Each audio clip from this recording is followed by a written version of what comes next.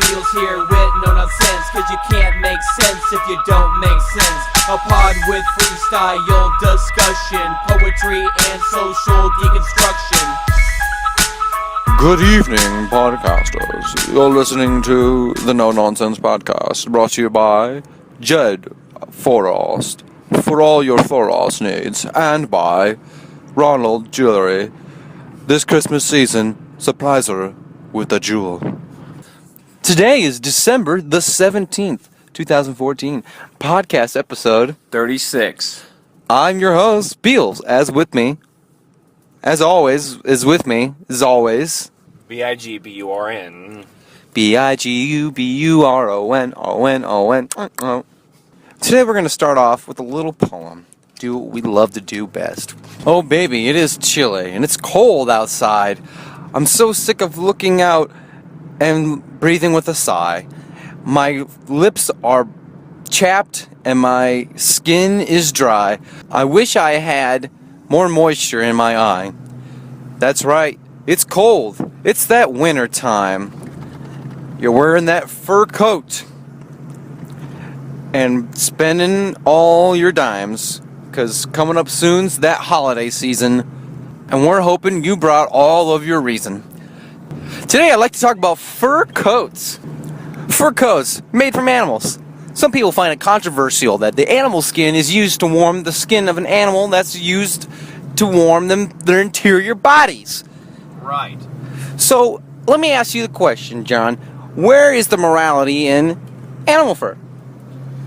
Well, Coats. actually, funny you bring this up, because I was watching a Friends episode last night where Phoebe actually receives a mink fur coat, which is very expensive, and she has qualms about it because she is a vegetarian in the show, and but when she keeps protesting and then she puts it on finally, she is stunned with how amazing it looks. But at the end, a squirrel gives her a look that makes her feel guilty, and she gives it to a random passerby at the magazine stand. So, Thank you for that briefing. I guess that goes to show a vegetarian could even cave their ideals for the sake of comfort.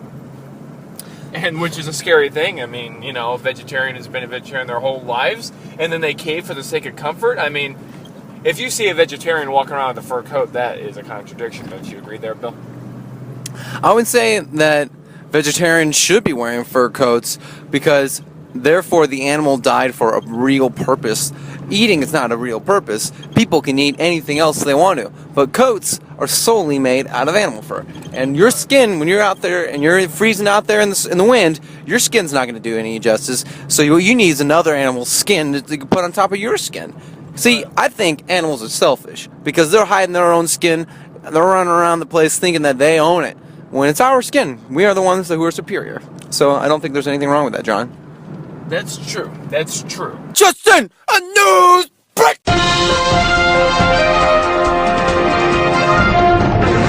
Breaking news coming from the panel. Stocking caps are under assault from the Star Fox administration. They claim that Falco's lasers should be exclusively used to warm the precious heads of our youth, while Don Cheadle, the now CEO of Winterwear Inc., claims that traditional polar headgear remains the best option for warming our ears. This corporate battle has gone intergalactic, and some worry a real-life Star Wars could be actualized. The clock is ticking for the government to rein in what the best course of action is for the warmth of our 3 to 12-year-old demographic. So, are you considering buying a fur coat? I have an extensive collection of plaid coats. I have an extensive collection of rain weather coats, of spring coats, of summer coats. Right. But I have no interest in fur coats.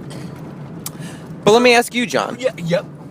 If I were to go off on the street and I found a squirrel or opossum as it's pronounced officially, and found skin off that animal, and I give it to you as a loincloth winter coat, would you wear it? The answer is yes, John. Let me tell you why. Because it'd be comfy.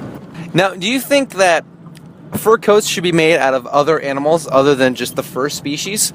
Say, out of maybe the Arby's underprivileged children? Maybe the Arby's species, but that's about it. and underprivileged kids. I mean, Ed Gein might have something to say about that, but he is at the forefront of the children coat industry. So, and there's a lot of forefronts, and there's a lot of industries out there in today's market-based economy. But the capitalization rates won't concur with Apple's products. So they got their wire circuitry all convoluted, so there's not much I can do about it. If Ed Gein was to really strive in the market to go for more of a backed anist rate, and he had less of a motivation to mow his front lawn or his neighbor's front lawn, would he make grass clipping coats, or would he make coats out of bodies that have decayed over 30 years? That depends if he works at Taco Bell or not there, John. And but he might use decomposed bodies based on the solar flares that are coming off of the Richter scales, though. And I don't really know what else to say, because that was a pretty short pod, it felt like, but here we are. We do have to end the pod short today. We are under an emergency. We are under siege by the liberal media, and we are threatened today. It's a dark day in pod history because there may be no longer any more No Nonsense podcast because we are getting attacked and getting emails from the hackers. Not only are we getting from North Korea, we're also getting them from the leftist media and also from the rightist media of Fox News. And What about the middleist media? The Mario Party as well, you're correct. So we are very, very frightful, and we need all your prayers, and we need all your hopes and concerns that this really expensive operation can continue on. So with that, we are going to leave you with a Big Burn poem to heighten your spirits. Sure, no problem there, Bill. I just went to the store and bought myself a fur coat. Am I going to get bad karma and constantly have strep throats? I don't know. But I do know one thing. They're a violation of animal rights. So if you buy one, you're going to get your ass sliced. Now don't think it's hypocritical if I buy a coat from underprivileged kid child labor. But keep it in mind when I come down to your house and I'm your savior. Thank you, Burn. My spirits are lifted, and if you would like to make a donation, please visit our website at www.nononsenspodcast featuring Big Beals and Big Burn at Tom and Ann's house on the car sometimes.com. Thanks for listening to our podcast. Hope you got some insight and a few laughs.